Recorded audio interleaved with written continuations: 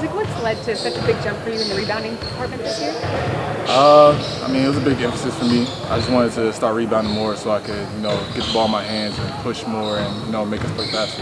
You've also, I think 60% of your points right now are coming in the paint, which is a big jump from last year.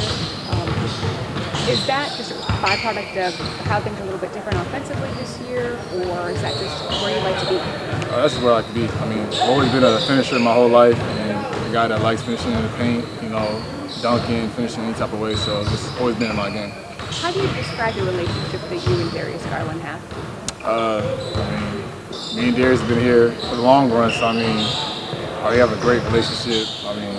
That's my guy, so we have a great relationship. How has it evolved from when you first met him? You know me, I wasn't very big talker when I came into the league, so year by year, he was the person that kind of broke the shell here.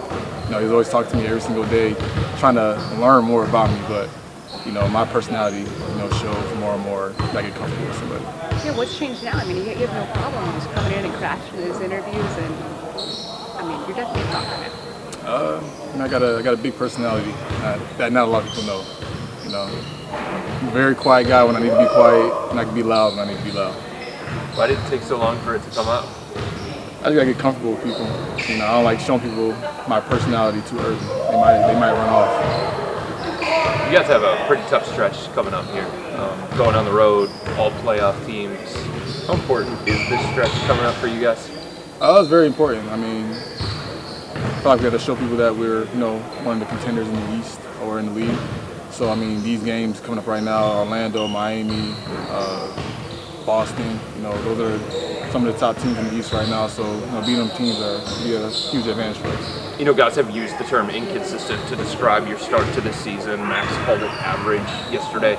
What allows you to keep believing and staying confident that you can still become the team that you want to be, even though you haven't had the results yet?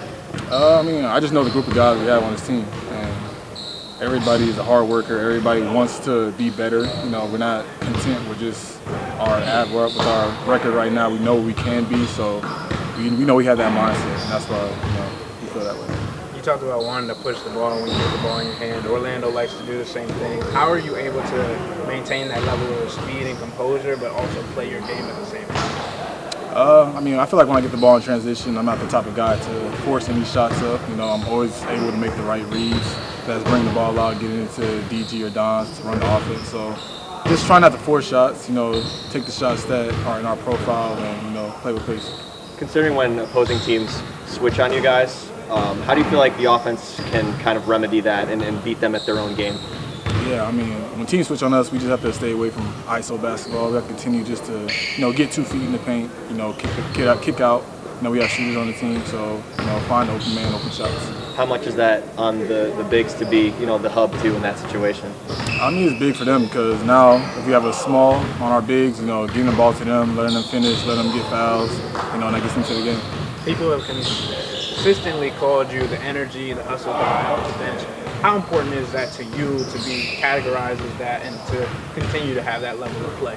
It's important to me. I feel like every guy on every team, they need somebody like me. You need somebody that's going to be an energy guy, somebody that does the little things, the dirty work. Not a lot of guys in the NBA want to do that, so you at least need one person on the team, on each team to do that. Isaac, going back to the ISO thing, how difficult is it to stay away from ISO ball when switching defenses lend you toward that on the offensive end of the play? It's very difficult, especially with the guys on our team. A lot of those guys could always beat their players off one-on-one, but it may not be the best thing to do every single time. The best thing to do is probably break the guy down, but then pass it open man and keep the ball moving until you find a good shot. Do you see any Orlando or any of you guys in Orlando when you're looking at the film of them, stylistically or anything like that? I don't know. Any more questions?